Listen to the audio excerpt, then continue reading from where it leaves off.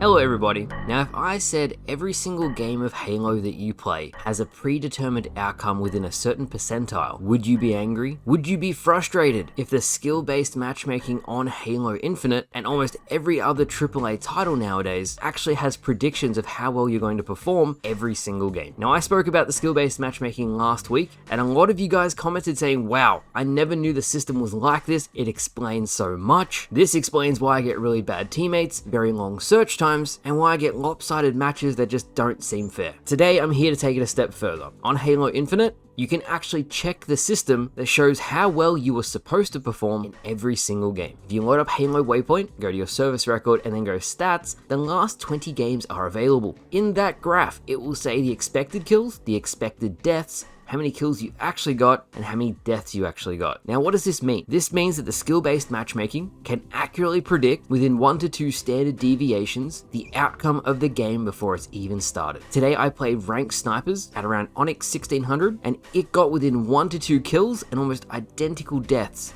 of what I actually got in the game. Now, if the system can predict how many kills and how many deaths I am going to get every single game, and it can do that for every single person in the lobby, the system knows exactly who is going to win before the game even starts. That means to a certain degree, the outcomes are predetermined. This is what video games have become. You are just along for the ride. The outcome to a certain extent is already decided. Hell, I even played a quick play match last night. I got 36 kills and the system said I underperformed. It said I should have got 39 out of 50 kills. It blew my mind. It really did. Not only do modern day skill-based matchmaking systems give you unwinnable matches you can't possibly win, the better you do, the harder it is to win, but it builds a profile of how good you are and it can accurately predict how well you're going to do. You guys should check it for yourselves. Log into Halo Waypoint, go to your service records, check your stats, and check your graph. Every single player, every single person watching this video will be able to check this, and for every game that the graph accurately predicts what you performed at, well, more or less the outcome was already decided before you started. So the question may arise, Remy, why don't we just throw games then? Why don't we just get no kills, let the enemy kill us? Does that make a difference? And no, the system actually has an inbuilt griefing measure, so you cannot derank your account as it will disregard that game as a whole. However, the way the system is supposed to work, and you might find this yourself, is if you lose say 3 or 4 games in a row, you're going to get a more balanced game on the 5th or the 6th game because the system wants you to win at least one. Another question that comes up very, very often is, what if we make a Smurf account? What if we make a brand new account? Remy, will that work? And no, that also does not work. 343 can accurately predict your skill level within 1 game. However, the way it's set up, it's around 2 to 5 games. So you'll be back where you started within 5 games. There's literally no point in making a Smurf account. Now, the problem with getting better at Halo Infinite is the better you get, the more extreme these cases will be. Instead of losing maybe 2 or 3 matches in a row, you can end up losing 10, 15, and only winning a handful, maybe 3 matches for the entire day. As you start to really climb the ranks, you will notice that it becomes very, very lopsided. As I showed the scoreboard from last video,